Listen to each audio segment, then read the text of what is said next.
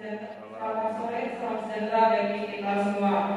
Puji syukur kita panjatkan kehadiran Tuhan Yang Maha Esa atas karunia-Nya pada hari ini Selasa 15 Juni 2025 kita dapat berkumpul di ruang 102 dalam rangka seminar hasil yang akan dibawakan oleh Saudari Asri Putri Lestari dengan NIT 213037773 yang kami hormati Ibu Dr. Widiana Desni Puri, Sarjana Hukum Magister Hukum selaku dosen penguji 1, Bapak Dr. Insinyur Seto Sudirman MS selaku dosen penguji 2, serta Bapak Aristiono Nugroho ABDNH MSI selaku dosen penguji 3, beserta rekan-rekan yang telah meluangkan waktu dan hadir pada seminar hasil pada sore hari ini. Izinkan saya, Ina Nurafiza, selaku moderator untuk menyampaikan susunan acara seminar hasil yang akan dibagi menjadi 4 sesi. Sesi pertama yaitu pemaparan seminar hasil oleh penyaji, sesi kedua yaitu tanya jawab dari rekan-rekan tamu yang hadir, sesi ketiga yaitu pemberian tanggapan dari dosen penguji, kemudian sesi yang terakhir yaitu bacaan berita acara seminar hasil. Baiklah, kita mulai sesi pertama yaitu pemaparan seminar hasil oleh penyaji kepada Saudari Asri, dipersilakan.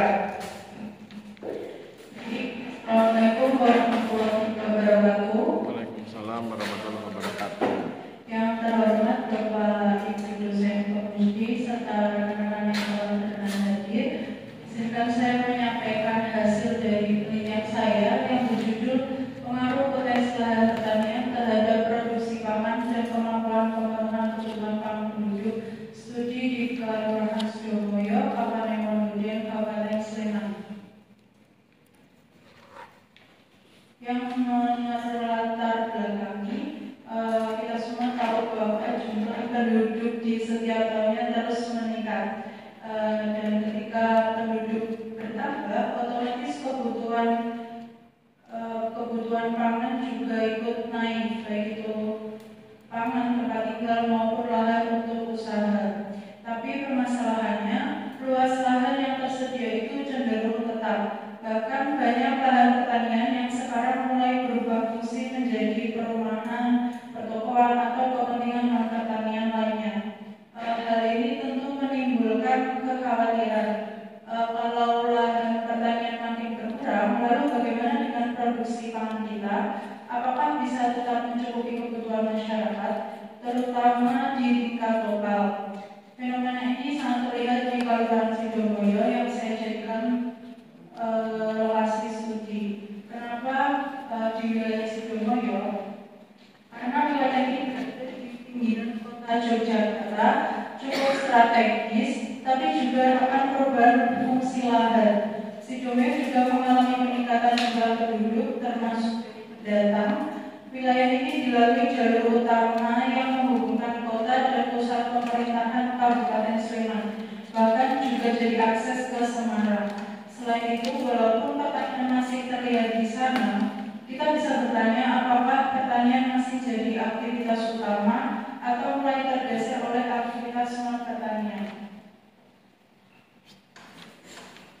Lalu saya menemukan 8 rumusan masalah. Yang pertama, bagaimana kondisi penggunaan lahan yang ada di Kelurahan Sidoarjo pada tahun 2010 dan tahun 2024. Yang kedua, bagaimana kondisi penggunaan pertanian tanaman pangan semusim dan tanaman pangan tahunan buah-buahan di tahun yang sama. Yang ketiga, berapa besar produktivitas dan produksi tanaman pangan semusim dan tanaman pangan tahunan di tahun yang sama. Yang keempat, apa saja faktor-faktor yang mempengaruhi produktivitas pertanian pangan di desa tersebut.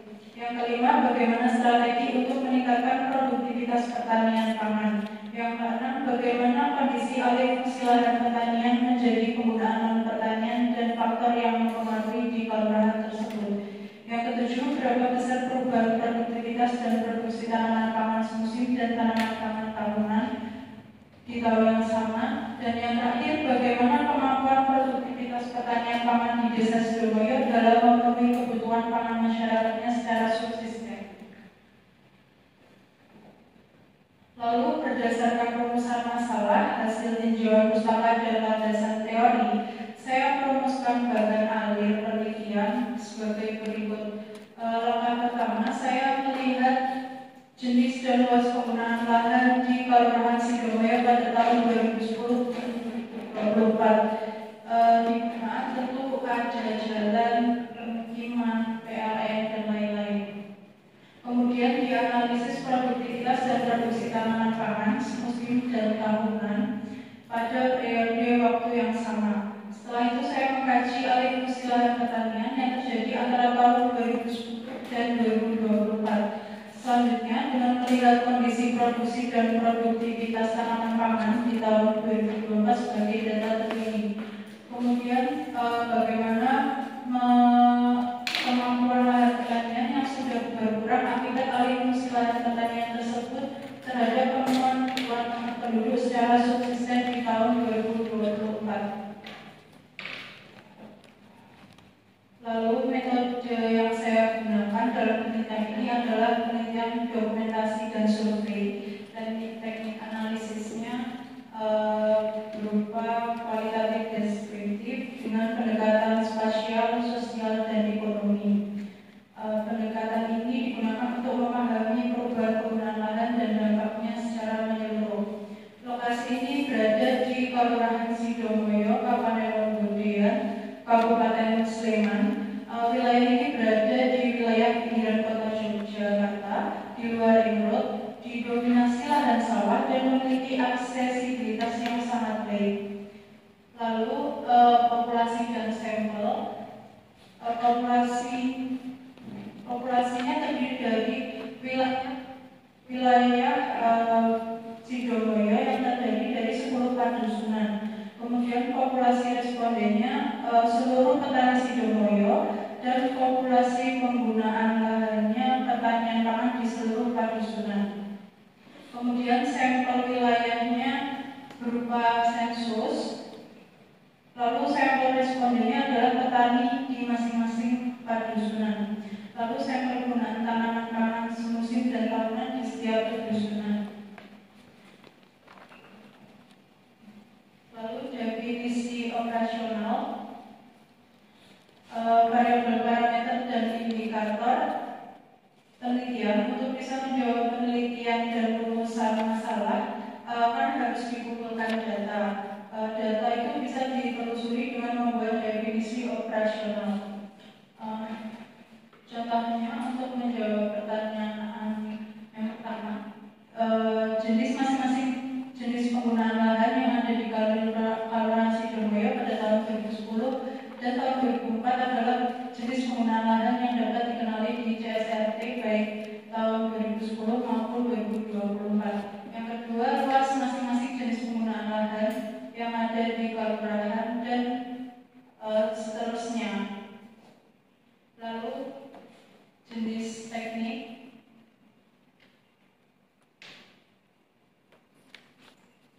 Jenis teknik setelah diketahui jenis data yang dikumpulkan, maka saya merekap jenisnya apa dan digolongkan menjadi primer dan sekunder. Teknik pengumpulannya apa dan sumbernya bagaimana. Seperti saya sebutkan pada tabel berikut sudah jelas, yaitu jenis data jenis dan luas penggunaan lahan, jenis datanya primer, untuk teknik pengumpulan datanya dengan analisis spasial citra satelit, kemudian alat pengumpul datanya dengan menggunakan komputer dan ArcGIS, lalu sumber datanya citra satelit Sentinel tahun 2010 dan 2024.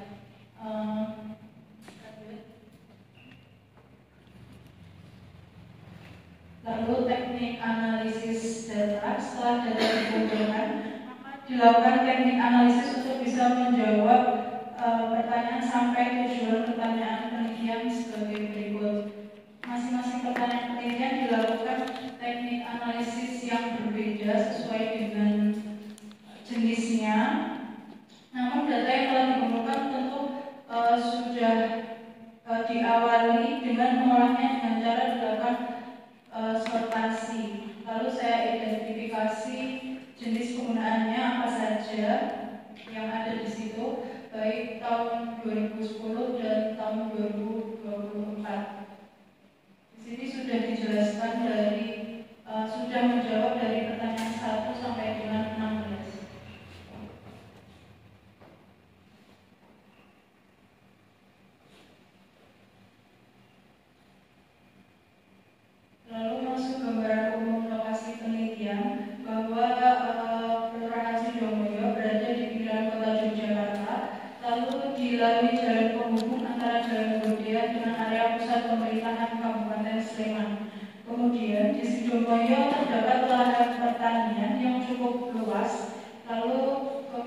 sungai datar, dan ketersediaan air pengairan dari selokan Mataram.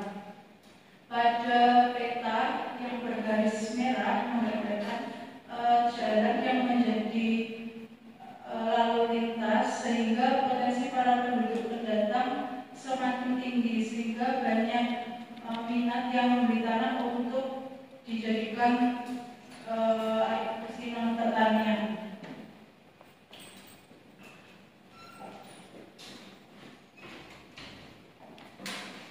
Lalu kondisi umum Kabupaten Sidoarjo mencakup data kumulatif komoditas pangan di Kabupaten Sidoarjo, ada padi sawah, ada jagung, kacang tanah, bawang merah, cabai rawit, dengan rata-rata produksi pada tabel tersebut. Lalu masuk bab 5, kondisi penggunaan lahan Kelurahan Sidomulyo pada tahun 2010. Di penggunaan lahan terdapat 6 jenis penggunaan lahan. Yang pertama ada badan air, yang kedua jalan, yang ketiga permukiman, ada kebun, PLN, dan sawah irigasi. Dengan masing-masing yaitu badan air 1,32, jalan yang tertinggi yang merupakan luas tertinggi yaitu sawah irigasi sekitar 195,78 hektar. Yang kedua dengan luas terbanyak yaitu permukiman sekitar 100,22 hektar. Yang ketiga yaitu kebun 14,51 hektar. Yang keempat jalan dengan luas 8,51 hektar. Yang kelima badan air 1,32 hektar, dan yang terakhir PLN 0,83 hektar. Selanjutnya di tahun 2024 totalnya masih terhitung sama, namun ada perubahan pada sawah irigasi dan permukiman yang menyebabkan terjadinya alih fungsi tanah. Kemudian luas dan sebaran spasial penggunaan lahan pertanian pangan musim dan tahunan atau BOPON di Kelurahan Sidomulyo, yaitu dari 10 dusun luas tanaman pangan musim tercatat luasnya sebanyak 198,58 hektar. Lalu luas tanaman pangan tahunannya 15,21 hektar. Lalu di tahun 2024 juga mengalami penurunan, yaitu luas tanaman pangan musim sekitar 173,93 hektar. Lalu luas tanaman pangannya sekitar 11,94 hektar. Kemudian perbandingan kondisi produktivitas dan produksi pertanian pada tanaman padi. Di tabel 2010 produksi padi tahunan mencapai sebesar 1.208,15 ton. Lalu pada tahun 2024 mengalami peningkatan jumlah produksi padi sekitar 1.580,64 hektar. Lalu ada produksi tanaman jagung di tahun 2010 mencapai 1.117,11 hektar, dan di tahun 2024 mengalami peningkatan jumlah produksi menjadi 1.267,52 hektar. Kemudian ada tanaman kacang tanah di tahun 2010 mencapai sekitar 163,36 ton. Lalu di tahun 2024 mengalami peningkatan jumlah yaitu sebesar 253,9 hektar. Lalu produksi pangan setara padi atau beras, jumlah produksi setara padi di di tahun 2010 mencapai 1.808,74. Kemudian di tahun 2024 mengalami penurunan menjadi 1.785,51 hektar. Lalu perbandingan produktivitas dan produksi tanaman pangan tahunan buah mangga di Kelurahan Sidomulyo pada tahun 2010, produksi buah mangganya yaitu sebesar 25,71 kuintal. Lalu di tahun 2024 mengalami peningkatan yaitu sekitar 26,95 hektar kuintal. Lalu ada produksi tanaman pangan buah nangka di tahun 2010 mencapai produksi buah nangka mencapai sebesar 12,59 kuintal. Lalu di 2024 mengalami peningkatan yaitu sebesar 13,20 kuintal. Lalu produksi pangan tanaman buah-buahan setara padi atau beras, yaitu jumlah produksi buah setara padi mencapai sekitar 22,56 ton. Kemudian di 2024 mengalami peningkatan yaitu menjadi 23,78 ton. Kemudian ada tanaman tahunan buah rambutan.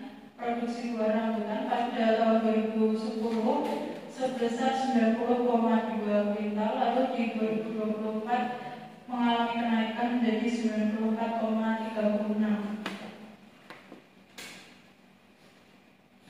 Adapun faktor-faktor yang mempengaruhi produktivitas pertanian pangan di Desa Sidomulyo yaitu ada dua, yaitu baik fisik maupun non fisik.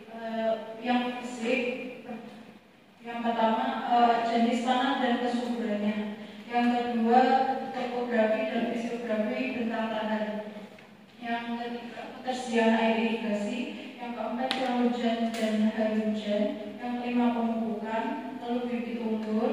Yang ketujuh penyiangan tanaman dan pengendalian hama penyakit tanaman.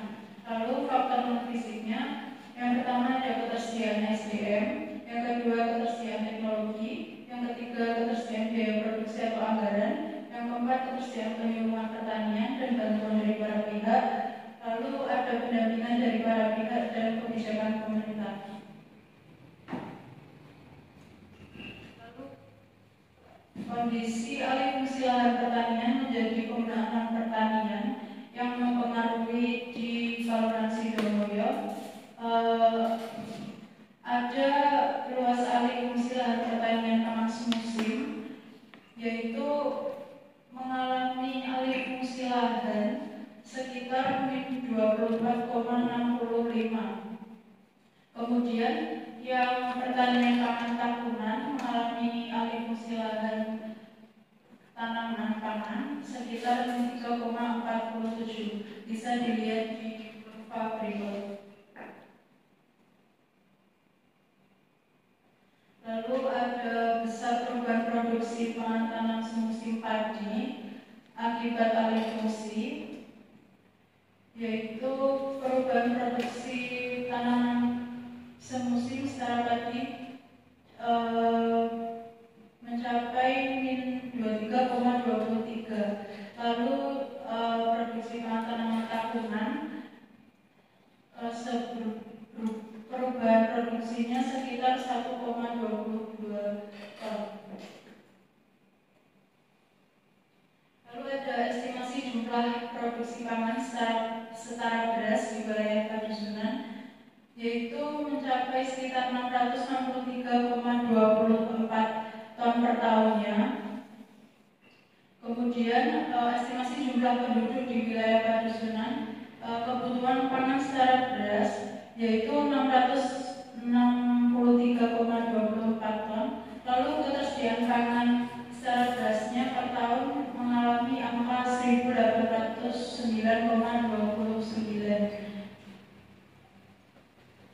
Lalu kesimpulannya, lahan yang ada di Kelurahan Sidomulyo pada tahun 2010 mencakup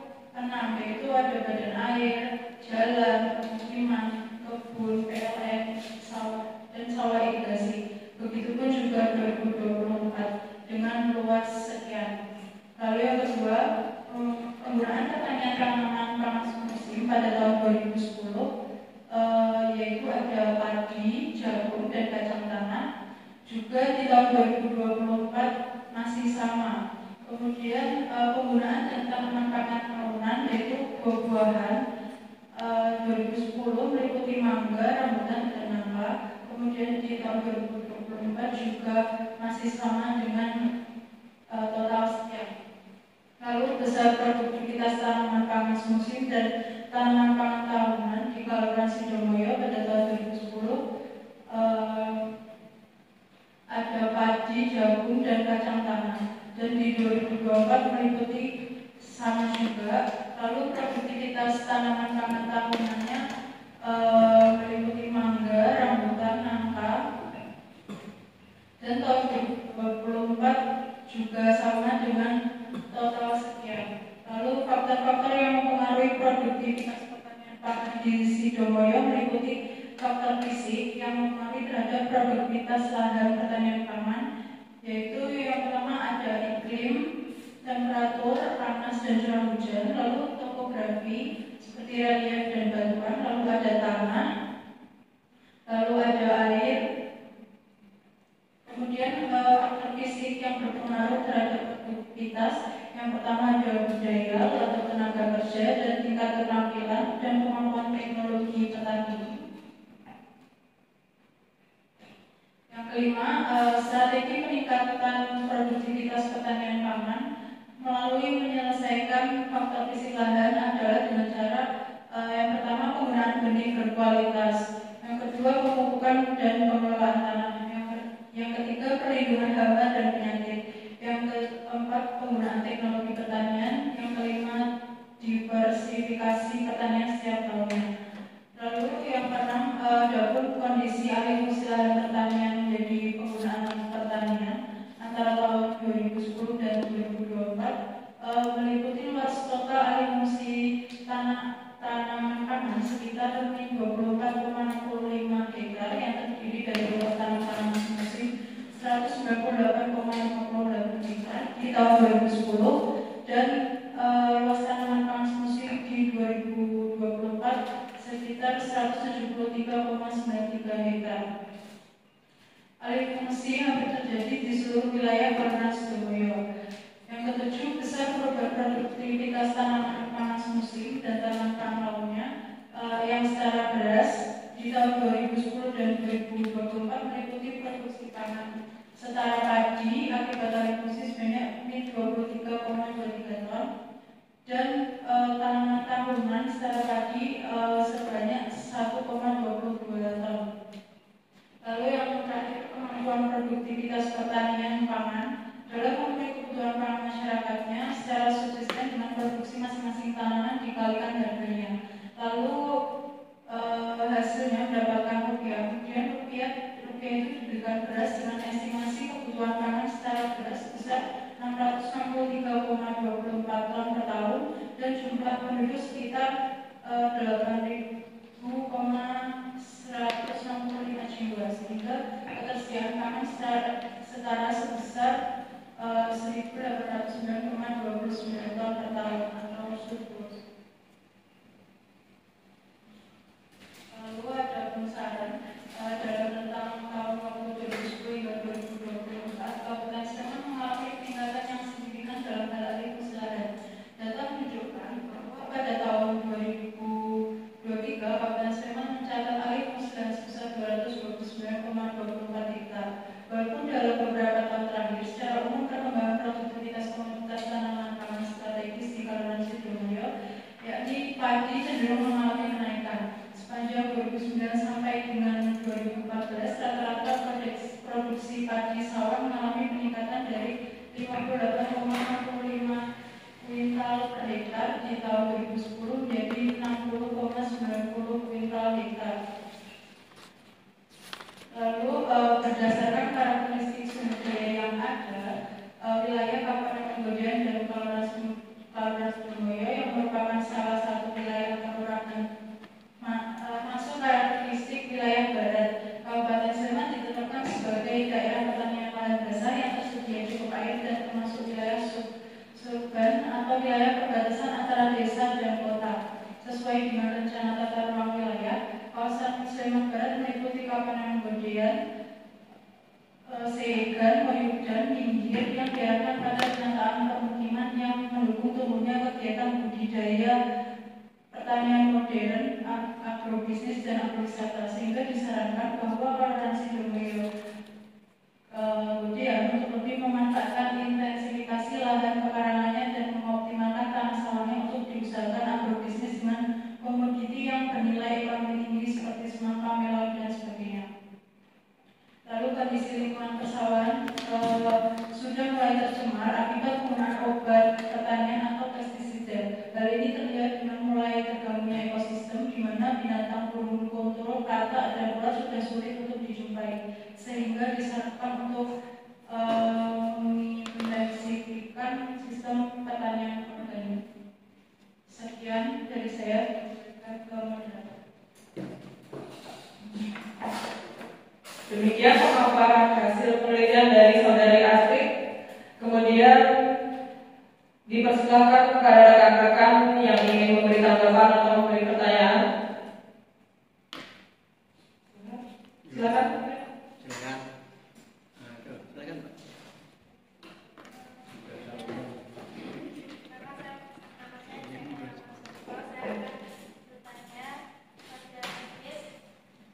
Apakah yang menjadi indikasi bahwa rawa menjadi andalan utama untuk di Kabupaten Domoyo adalah memenuhi kebutuhan pangan mereka?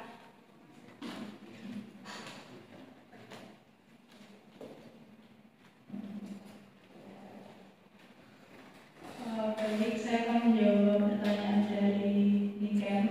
Yang menjadi indikasi yaitu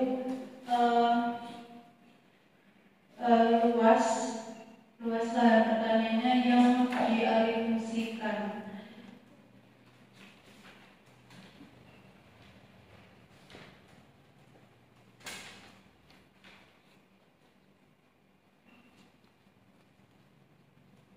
Lalu dapat dilihat dari sebaran yang saya jelaskan tadi.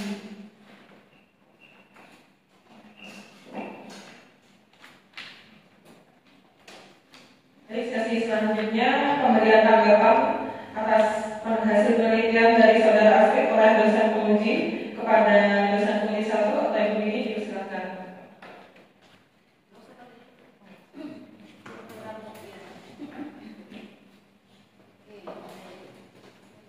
Iya, monggo. Saudari peneliti, grogi gitu.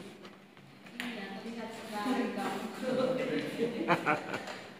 Padahal kita nggak galak kan. Ketika ada teman yang bertanya tadi, kok jawab dengan sangat singkat sekali. Cepat selesai. Kok harus lebih tenang, ya? Ini skripsi kamu, laporan hasil skripsi kamu yang paling menguasai isinya. Jadi kamu harus pede, ya? Kamu yang paling menguasai isinya, yang tahu seluk-beluknya, bahkan kamu yang ke lapangan itu kamu. Jadi orang lain tidak lebih tahu dari kamu. Itu ya, itu yang harus kamu pahami. Oke, tadi saya sempat di awal juga bertanya ya, MPKM kamu di Domoyo, di kantor Sleman, di kantor Kabupaten Sleman, di kantor pertanahan itu. Kemudian apa yang menarik kamu untuk sampai ke Sidomuyo, untuk melakukan penelitian di sana? Karena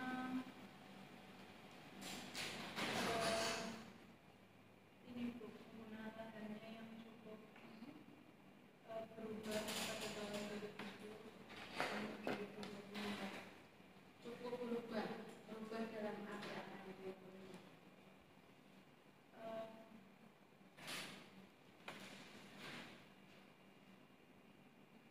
Luasannya Berubah karena terjadinya alih fungsi lahan. Oke. Pertanyaan saya yang kemudian cukup meneliti juga adalah kamu menetapkan tahun 2010 dan 2024. Kenapa kamu pilih 2 tahun? Kenapa? Karena terdapat perubahan yang sangat ini. 2011 tidak? 2012 tidak? Maksudnya biar terlihat perubahannya gitu. Kan kalau dari 2020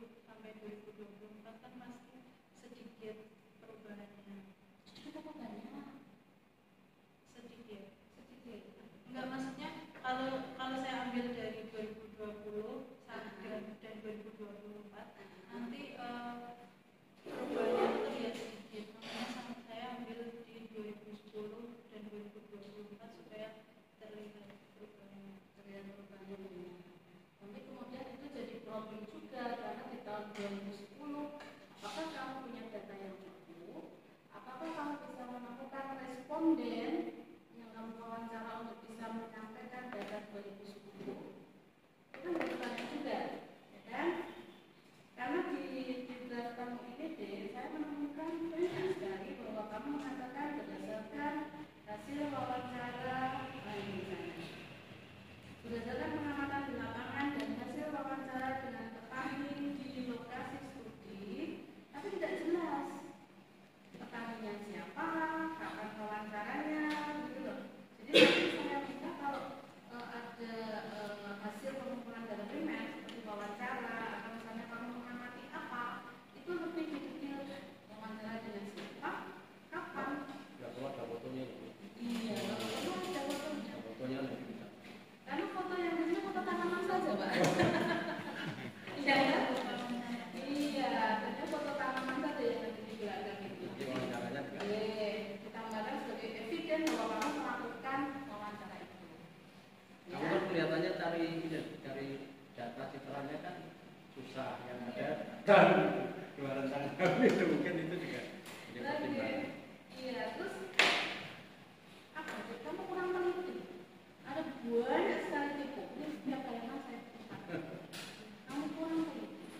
Terus ketika menempatkan tabel, misalnya tabel 1.1, 5.1 dan sebagainya, itu kemudian di bagian bawahnya kamu penyebutannya sudah nama tabel yang lain.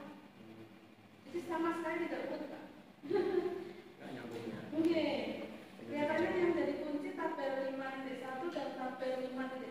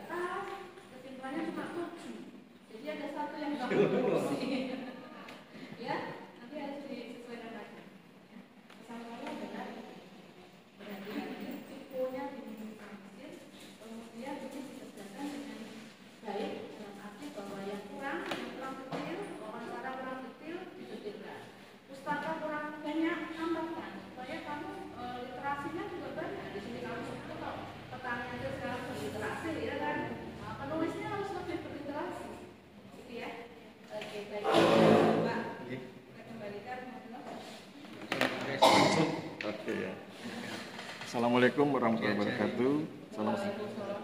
Salam sejahtera buat kita semua yang saya hormati, Pak Sentot, Ibu Widi, Mbak Astrid, dan sahabat-sahabat mahasiswa.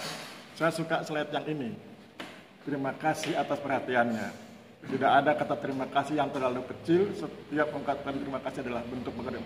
Padahal tulisannya besar.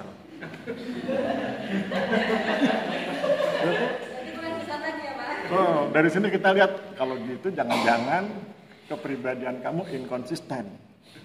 Apa buktinya Pak Aris? Buktinya kesimpulan di sini beda dengan kesimpulan di sini, loh. Itu bukti inkonsisten. Yuk kita lihat lagi kesimpulan. Buka slide kesimpulan. Tolong Mas. Yang pertama slide. Nah, saya kalau lihat kesimpulan seperti ini, yang terbayang di kepala saya, ini namanya hutan kata-kata. Gitu? Kenapa saya bilang hutan kata-kata? Begitu saya masuk di sini, saya nggak tahu mau ke utara, timur, barat, selatan. Apa sarannya Pak Aris? Sarannya, kata-kata yang penting di bold. 1, penggunaan lahan ditebalkan, di bold. 2, jadi hal-hal yang supaya kalau orang masuk hutan tahu, oh ke sana perkampungan, ke sini pasar tradisional, gitu. Jadi bukan hutan kata-kata. Sekarang masuk ke saran. Tolong Mas, apa operator? Nah, sarannya itu kontradiktif dengan kesimpulan. Kita lihat saran yang pertama. Sarannya adalah Kelurahan Sidomoyo tidak lagi dijadikan sebagai kawasan lumbung pangan. Tidak lagi dijadikan kawasan lumbung pangan, berarti kan peneliti beranggapan produktivitasnya tidak lagi mampu mendukung. Padahal sebetulnya kalau menurut saya, yang hasil sebelumnya itu kan diperlihatkan ini naik gitu kan. Terus kenapa kemudian begini? Harusnya sarannya adalah lebih ditingkatkan lagi. Ya, lebih ditingkatkan lagi konsep produktivitasnya itu. Jangan-jangan ada intervensi tertentu yang dibutuhkan. Kan sekarang zaman canggih ya, ada intervensi tertentu yang bisa membuat produktivitas meningkat.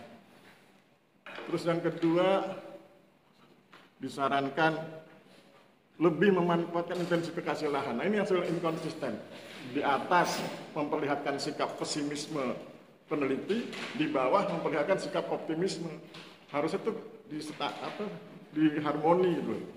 Jadi kalau di atasnya pesimis, barusan bawahnya pesimis. Tapi saran saya atasnya optimis, bawahnya optimis. Sehingga kemudian nyambung antara saran 1 dengan saran 2. Kalau saran 3, no comment. Sekarang kita masuk yang slide perbandingan kondisi produktivitas. Slide perbandingan kondisi produktivitas. Terus Mas. Perbandingan kondisi. Ini menarik. Kenapa saya bilang menarik? Ketika melihat angka ini, saya kemudian bertanya kepada peneliti, bagaimana cara peneliti menjaga validitas data sekunder? Bagaimana cara menjaga validitas data sekunder? Kan saya dosen metodologi. Karena kalau tidak dijaga validitasnya, boleh jadi ini tidak valid. Jadi data sekunder ini tidak valid. Karena tidak masuk logika. Kenapa tidak masuk logika? Ketika luas tanamannya menurun, kenapa produktivitasnya meningkat? Padahal kan produktivitas itu kan terpengaruh oleh luas tanam. Luas tanamnya itu dari 15,21 jadi 11,94 kan menurun. Tapi produktivitasnya meningkat. Pertanyaan saya adalah bagaimana cara menjaga validitas data sekunder?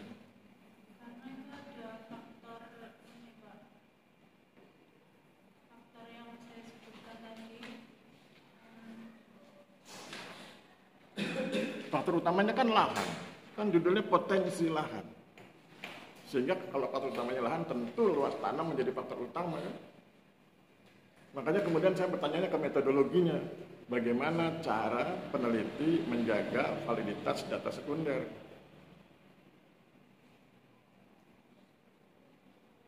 Sudah pernah dengar kata komparasi? Mengcompare, membandingkan data sekunder satu dengan data sekunder yang lain dalam isu yang sama. Jadi kalau misalnya ini sumbernya misalnya instansi X, cari data sekunder dengan isu yang sama dari instansi Y. Ya, ada X, ada Y, ada Z. Betul? Begitu, itu cara menjaga validitas data sekunder. Karena kemudian kalau di sini dipandang tidak logis, mungkin di sana lebih logis gitu. Gitu kan? Oke, terus lihat bab teori bab 2 ya. Bab 2 Mas kerangka teoritik.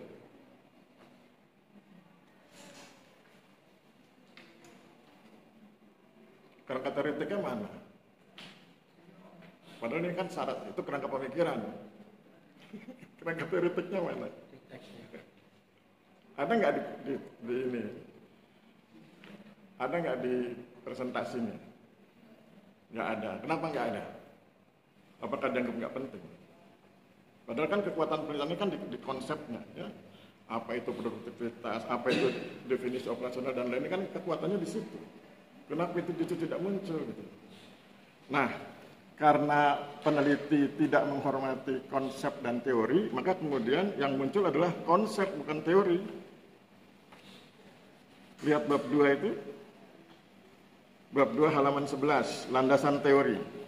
Pertanyaan saya, mana teorinya? Yang hadir itu konsep. Produktivitas itu konsep. Produksi itu konsep. Teorinya nggak ada. Kan udah pernah dengar belum urutan? Filosofi, paradigma, teori, konsep, parameter, indikator. Udah pernah dengar kan waktu kuliah metodologi itu? Jadi nggak sembarangan tiba-tiba muncul konsep, pasti ada teorinya. Nah, sebagai sahabat, saya pengen ngasih saran ini. Saya setuju dengan konsepnya, karena konsep ini bisa menggambarkan yang seperti dimaksud Mbak Astrid, pengaruh, potensi lahan, dan seterusnya. Konsepnya sudah oke, tapi basis teorinya yang nggak ada. Saran saya akan sebut 3 teori. Mbak Astrid boleh pilih salah satu, boleh juga pilih 3-3-nya. Yang pertama itu disebut carrying capacity of land teori. Teori daya dukung lahan. Ada teorinya itu. Nanti googling aja, ada jurnalnya. Ya. Sehingga kemudian cocok dengan nasihat Ibu Widi. Pustakanya ditambah. Jadi dengan demikian ada 3 pustaka nanti ya. Jadi yang pertama carrying capacity of land teori. Teori daya dukung lahan. Yang kedua teori Malthusian teori. Dan yang ketiga teori sewa Ricardian. Orang bilang Ricardian rent teori.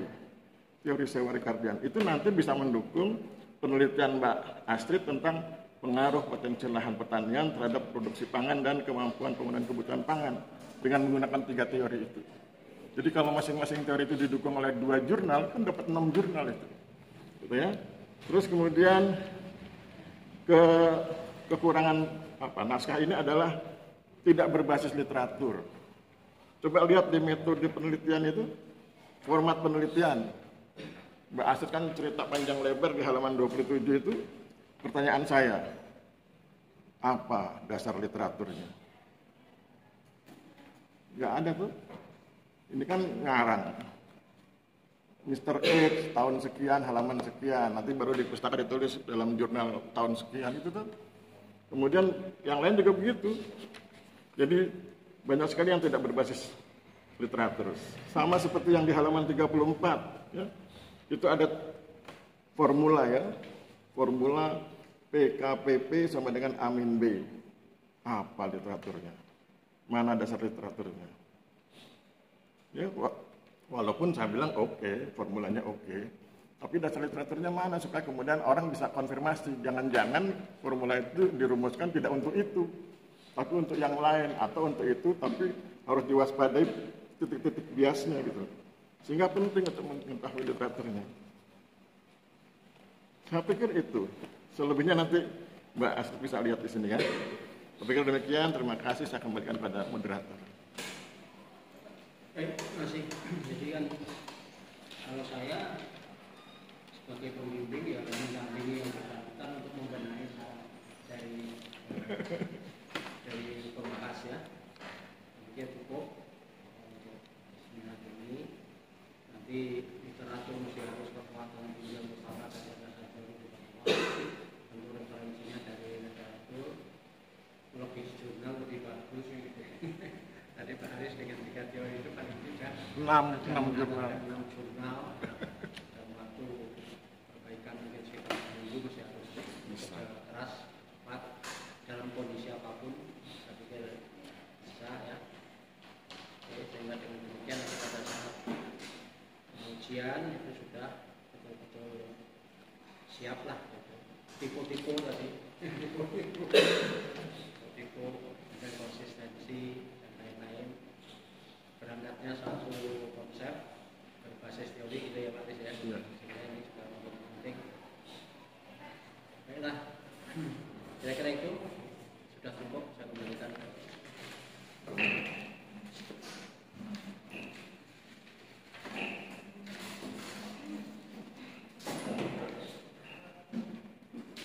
Baiklah, kita telah sampai pada sesi yang terakhir, yaitu pembacaan berita acara seminar hasil kepada dosen penguji. Dipersilakan.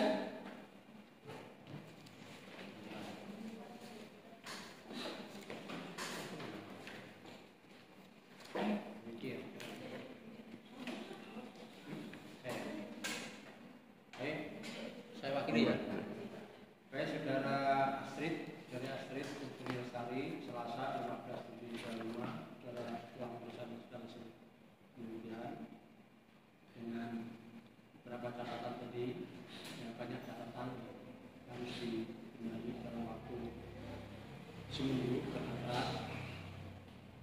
Jadi kalau saran saya, biasanya kalau saya dulu kalau konsultasi hasil begini ini saya rekap dulu, ketik, saya masukkan Pak Tis apa,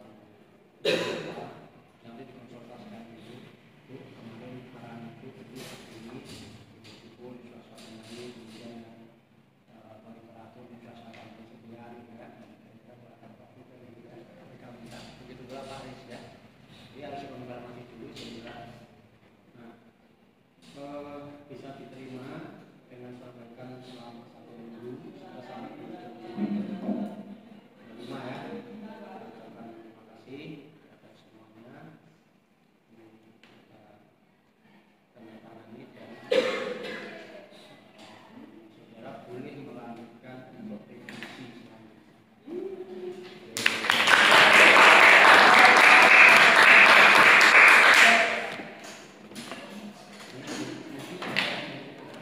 Dengan dibacakannya berita acara seminar hasil tadi, maka berakhir pula seminar hasil pada sore hari ini. Kami mengucapkan terima kasih kepada dosen